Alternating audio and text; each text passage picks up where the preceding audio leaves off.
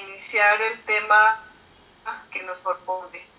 Entonces, esta conexión consciente es tal vez una de las cosas más importantes que en este momento se está trabajando a nivel mundial, porque definitivamente la epigenética y las nuevas ciencias nos están demostrando que definitivamente si nosotros aprendemos a conectarnos con nuestro cuerpo, esa reconexión nos va a permitir tener mucho más acción directa sobre sus funciones, sobre sus procesos naturales que hasta ahora hemos delegado a otras personas y que ahora en este instante estamos precisamente recuperando ese poder.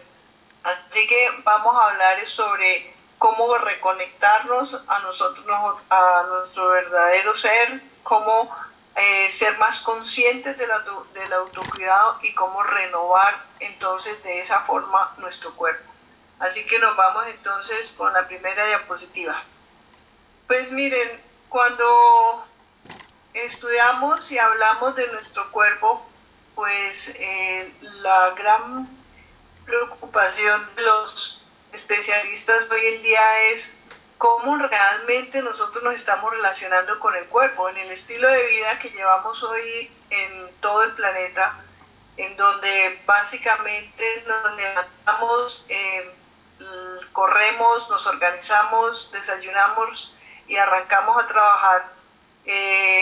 Hacemos la operación todo el día y por la noche llegamos muy cansados, un baño y muy probablemente otra vez a descansar. Y básicamente como que el día pasó, nuestra mente estuvo conectada con objetivos profesionales, institucionales, laborales, pero nuestra relación con el cuerpo prácticamente quedó olvidada. Entonces, la pregunta importante para hacerse, nosotros estamos hablando de lo importante que es la relación con nuestro cuerpo, pero no nos han enseñado nada, no hemos aprendido en nuestra cultura ningún sistema que nos ayude a recuperar esa reconexión. Así que vamos a hablar un poquito de eso, porque es un tema que ya está interesando mucho tanto a los coaches como a los entrenadores personales, como a los psicólogos, a los sociólogos y en general a toda la gente que está ayudando a que cada día seamos mucho más conscientes de esto. Entonces, la pregunta es, bueno, ¿yo cómo me siento con mi cuerpo? ¿Cómo logro escuchar lo que el cuerpo me está diciendo? ¿Cómo logro traducir a un lenguaje que yo pueda comprender qué es lo que le pasa y cómo puedo yo ayudarle para que el cuerpo cada vez y yo podamos entender qué es lo que está ocurriendo y definitivamente empezar a actuar en coherencia con estas sensaciones que estoy sintiendo? Pero lamentablemente en la manera como se maneja el concepto hoy en día, nosotros delegamos estas funciones a terceras personas, llámense profesionales de la salud, llámense coach, llámense personas que son los entrenadores personales, y resulta que supuestamente ellos, que son los que más saben, deberían ser las personas que nos orienten sobre qué es lo que está ocurriendo. Y la verdad es que deberíamos ser nosotros mismos los que empezáramos a notar alguna situación con nuestro cuerpo. Entonces, ¿qué es lo que se está retomando hoy en día? Las enseñanzas más antiguas que tiene la humanidad en Oriente, que desde muy niños y desde las disciplinas que se manejan, a la gente se le enseña a escuchar el cuerpo a través de la respiración, por ejemplo, ¿sí? ¿Cómo estoy respirando? Estoy dándole mucho más énfasis a la respiración de las vías aéreas superiores. Estoy respirando por la nariz o estoy respirando por la boca. Estoy escuchando cómo fluye ese ese aire a través de mi cuerpo, me estoy dando cuenta que en el momento en que inspiro, lo que yo estoy metiendo realmente es vida. La respiración es lo único que el ser humano no puede dejar de hacer. Entonces, cuando tomamos el aire, esto que llamamos vida es lo que está entrando, ese oxígeno es el que le está dando a nuestras células vida. Y esa presencia la conectamos con forma consciente con el acto de respirar y de estar aquí presentes, estar aquí y ahora, como estoy mirándolos en este instante a través de este computador, pero que puedo mirarlos a los ojos y estar consciente de que estoy aquí con ustedes, que estoy conectando mi pensamiento, mi sentimiento y mi emoción para poder traducir este mensaje que les quiero dejar el día de hoy. Entonces, la situación es que no hacemos eso normalmente. No estamos conectados, no estamos en presente. Entonces, obviamente, más difícil va a ser que yo sea consciente, por ejemplo, de sentir mi corazón. ¿Cuántos de nosotros como ejercicio conectamos nuestras manos y sentimos realmente la palpitación de nuestro corazón? En la medida que esto lo vamos practicando, nosotros podremos sentir la vida vibrando en nuestro cuerpo, en las rodillas, en los brazos, en el cuello, en todo nuestro cuerpo. Nosotros sentimos cómo nuestro corazón está vibrando y cómo nuestro cuerpo está vivo. Sentimos esa vibración muy sutil, pero normalmente como que pasamos la vida y en cuenta nos damos, ¿sí? Entonces, menos vamos a tener tiempo para mimar nuestro cuerpo. Mimar nuestro cuerpo es hacerle masajes, hacerle mascarillas, permitirnos ciertas cosas que normalmente por las actividades de la vida diaria como que se nos olvidaron. Y una de las cosas más importantes será que le estamos dando a nuestro cuerpo el verdadero reposo que necesita. Entonces, fíjense que nos hemos olvidado, entre comillas, de disfrutar la vida. ¿Sí? ¿Cuántos de nosotros, por ejemplo, nos gusta bailar? ¿Hace cuánto rato que no bailamos, por ejemplo? ¿O hace tanto que no disfrutamos de un paseo por el campo en bicicleta? ¿O que hacemos deporte? ¿O que nos damos el espacio para sentarnos a leer un buen libro y escuchar música? ¿O tener ese tiempo para disfrutar de un agradable masaje, un masaje relajante, que nos haga olvidar un poco de la monotonía del diario vivir? Entonces, hemos estado probablemente viviendo todo esto como mirándolo desde afuera, como cuando uno mira en la naturaleza un paisaje hermoso y miramos nuestro cuerpo como algo que está allí, pero como que no forma parte de mí, o sea, como que yo no estoy conectado con este cuerpo con el que estoy viviendo. Estamos realmente desconectados de nuestro cuerpo. Entonces, el mensaje de hoy es que empecemos a reconectar esto en forma mucho más consciente y nos demos cuenta que una molestia en el cuello, una sensación de indisposición en la boca del estómago, o una sensación de dura en el intestino, o una dificultad para alguna situación diaria de la vida, algún dolor al orinar, una molestia al evacuar la materia fecal, todo eso, si nosotros no le ponemos cuidado, no nos estamos dando cuenta de los mensajes que nos está dando el cuerpo diciéndonos, oye, aquí hay algo que es importante que le pongamos atención.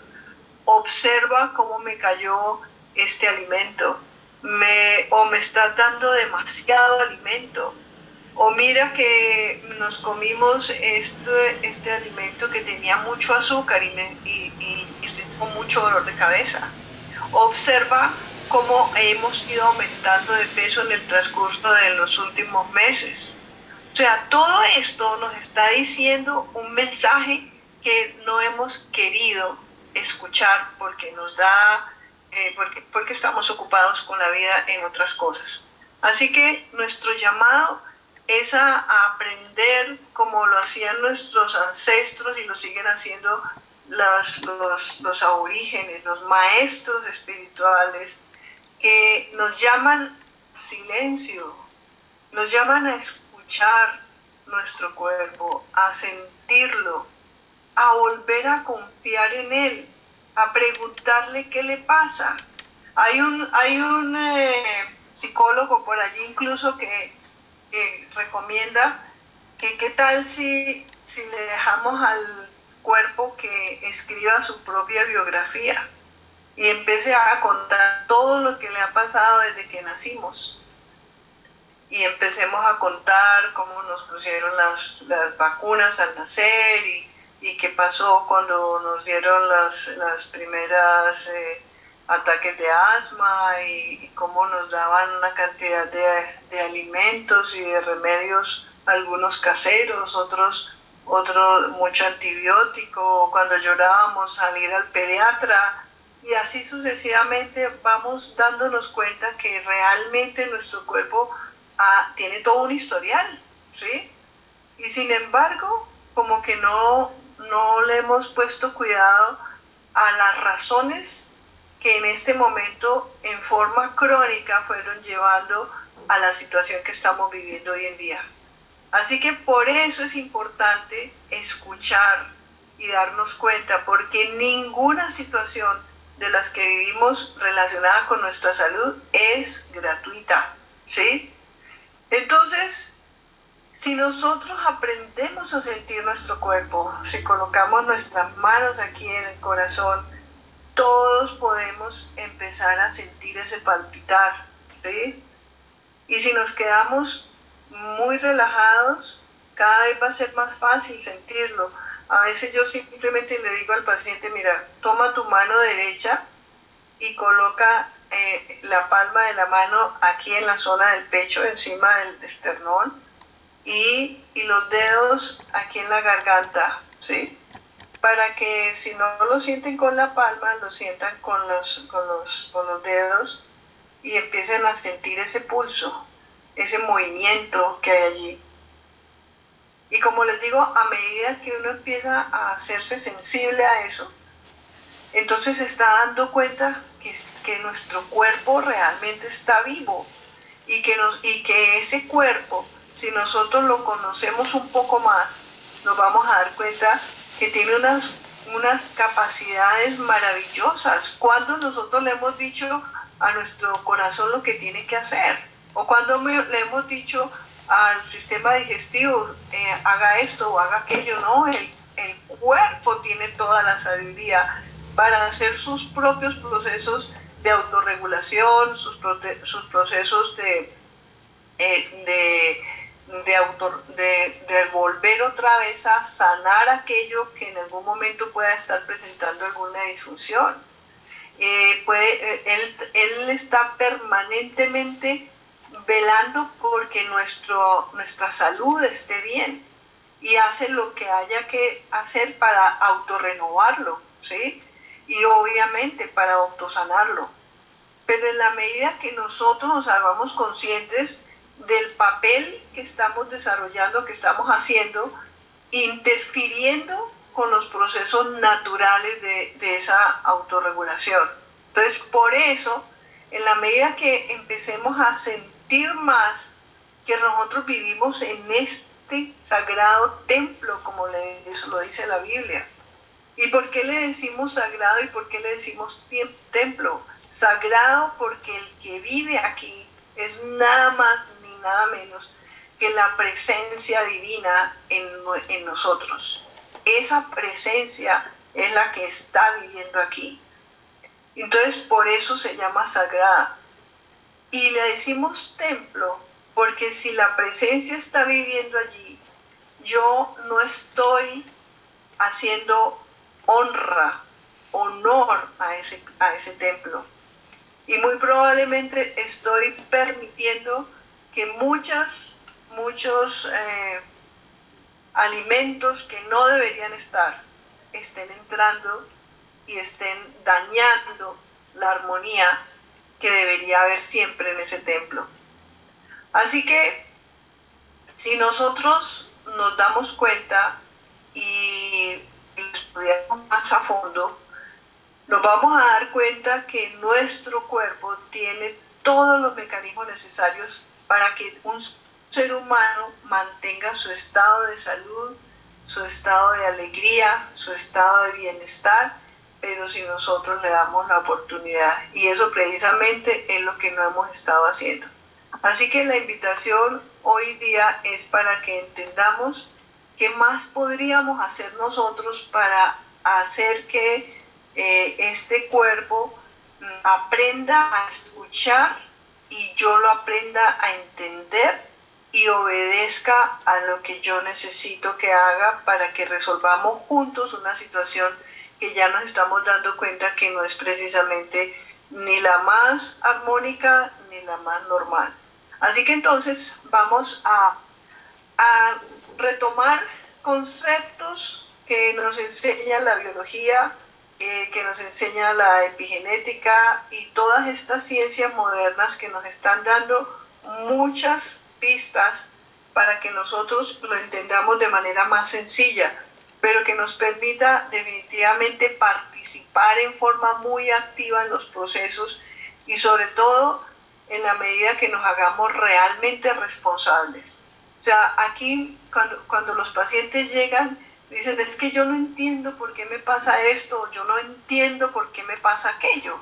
Y resulta que es que no entienden porque no han querido hacer conciencia de que muchas de las cosas que está haciendo, a pesar de que sabe que no las debe hacer, sencillamente las pasa por alto y dice, no, es que eso me gusta mucho y no quiero dejar de hacerlo. Entonces, en la medida que sigamos dándole más importancia al placer del paladar que a la necesidad de lo que es apropiado, lo que me hace bien, entonces vamos a tener un imbalance tremendo.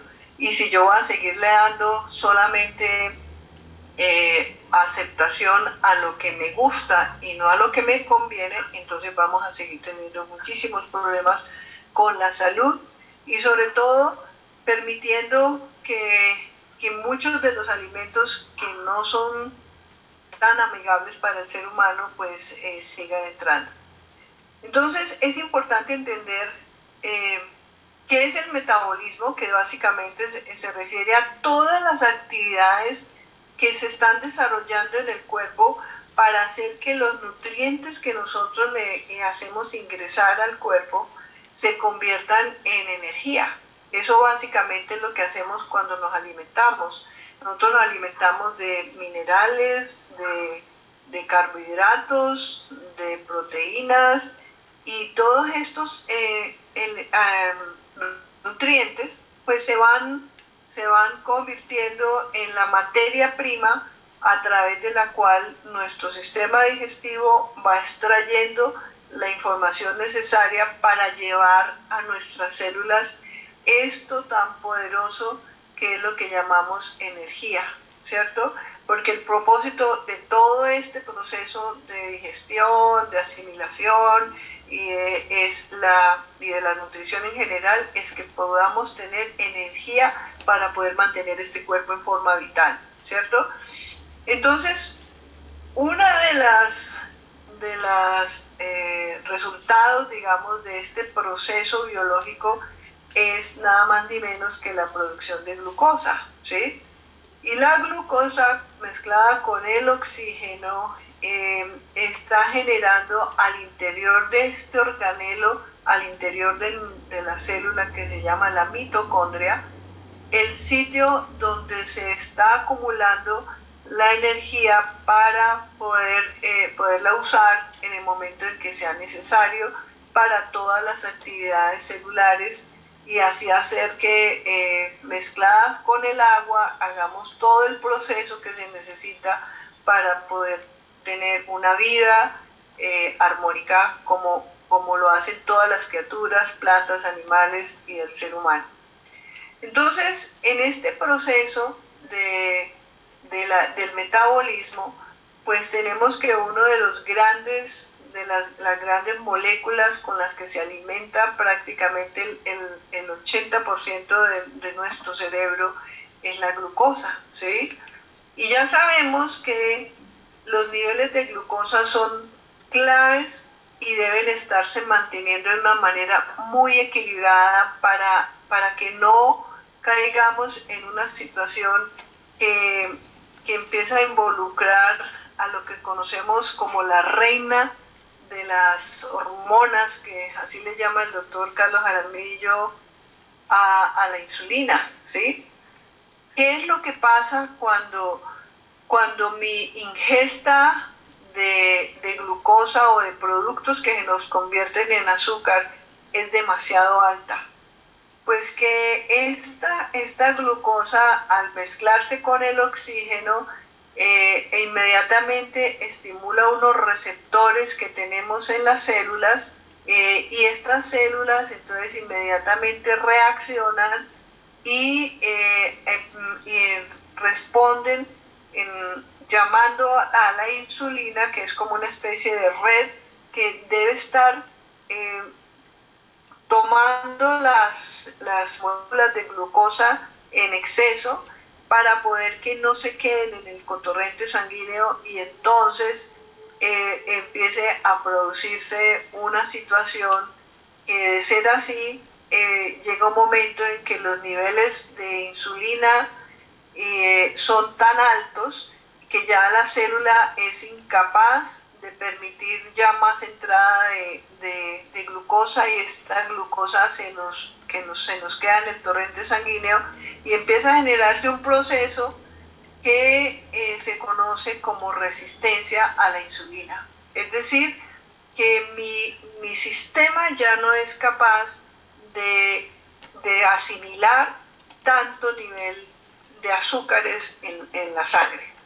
Entonces, esto es un sistema que hoy en día se está volviendo realmente una pandemia, en términos de que prácticamente ustedes van a un supermercado y la mayoría de los alimentos son carbohidratos, y son carbohidratos cargadísimos de azúcares. Entonces, entre más desde niños le estemos dando a nuestros hijos y a nuestros nietos alimentación cargada de carbohidratos, pues vamos a tener un serio problema. Y anteriormente se habla, bueno, los problemas con la insulina, pues ustedes ya saben que son los que producen la diabetes, ¿cierto? Entonces, la diabetes tipo 1 no es de la que estamos hablando de la diabetes tipo 2, ¿cierto?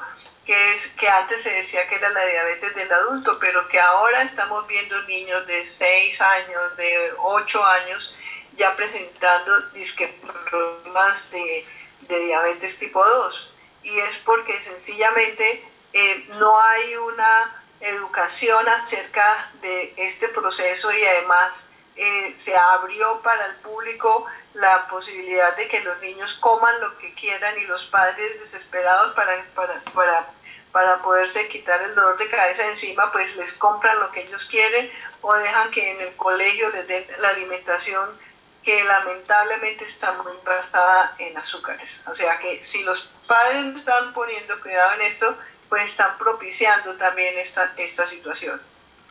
Entonces hay que tener en cuenta básicamente dos cosas: que en la alimentación hay dos tipos de alimentos. Alimentos que son amigables, que son alimentos que adelgazan, son alimentos que tienen el control de la diabetes, son alimentos que producen muy poca glucosa, que requieren muy poca insulina, como es el caso de todo lo que son los pescados, las legumbres, las verduras, las frutas, y principalmente algunos, los huevos, por ejemplo.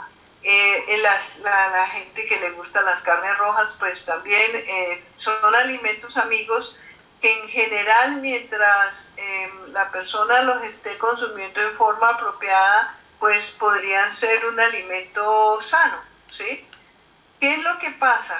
Que lamentablemente en nuestras dietas estamos incluyendo demasiado alimentos de los de la columna de la derecha, que son alimentos que son más enemigos de la salud, porque son alimentos que engordan, son alimentos que no nos permiten el control de la diabetes, son alimentos que producen muchísima insulina y que nos suben la glucosa. Entonces, pues obviamente que ahí están todos los panes, están los cereales, están los dulces y están las tortas, las galletas, los bizcochos y toda la panadería que de alguna forma basada en trigo y en cereales nos está generando una cantidad de problemas de cantidades grandísimas de carbohidratos.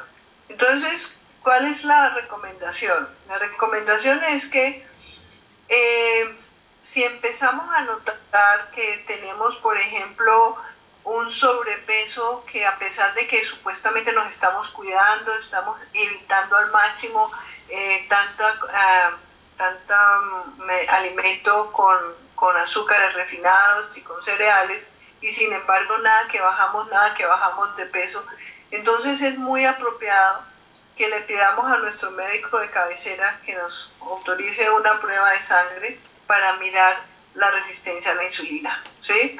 Y entonces, en el caso de, si este examen se lo hiciéramos a un atleta, por ejemplo, en ayunas, nos daría que sus valores son aproximadamente de 3 a 6 microunidades y esos valores también pues, representados en otra escala en micromoles por litro daría entre 21 y 42. Pero en el caso de una persona que ya está empezando a tener resistencia a la insulina, ya esto se nos sube a 10 y hasta 14 microunidades y esto equivaldría a 40 o más micromoles por litro. Y esto ya nos está indicando que ya la persona está con problemas de resistencia. Entonces ahí, por más de que haga dietas especiales, que le baje al azúcar, como ha estado tanto tiempo comiendo en niveles donde está por encima de lo aceptado como normal, altísimas cantidades de glucosa, entonces el cuerpo se va adaptando a eso y llega un momento en que ya lo que hagas no va a ayudar a bajar estos niveles. Entonces ahí empezamos a tener una situación en la que vamos a tener que empezar a poner acción, ¿cierto? Entonces, ¿cómo entender esto? ¿Cómo lograr hacer que esto se pueda devolver? Entonces, vamos a tener que llegar a una solución muy interesante que está escrita en las antiguas enseñanzas ayurvedas y es aprender a hacer el ayuno intermitente, ¿sí? Pero para nosotros llegar al ayuno intermitente, que hoy en día está como tan de moda, tenemos que prepararnos. Nosotros no podemos llegar al ayuno intermitente llenos de una cantidad de problemas, ¿sí? Entonces, lo primero que tenemos que hacer nosotros es preparar el cuerpo para poder enseñarle al cuerpo a que se renueve o a darle la oportunidad de que haga esa renovación. Entonces, tenemos que mirar si nuestro cuerpo está en buenos niveles de hidratación, si su microbiota está normal o si es que estamos con una población por encima del 60% entre bacterias, virus, parásitos, hongos y priones. Entonces, en la medida que nos estamos dando cuenta que nuestro cuerpo está en imbalances, primero tenemos que arreglar todo eso antes de pretender entrar en procesos de ayuno intermitente. Entonces hay que matar también el hongo cándida, que es uno de los responsables, acuérdense de los problemas de permeabilidad intestinal. Hay que hacer todas las nivelaciones de la parte del sistema hormonal. Uno de nuestros principales espejos para saber si estamos bien o todavía tenemos problemas es organizar el sueño, ¿sí? observar y estudiar si nuestro cuerpo tiene buenos niveles de potasio y de magnesio. Y ya cuando nuestro cuerpo empiece a estar más equilibrado, con más energía, entonces estaremos preparando el cuerpo para ese proceso de renovación.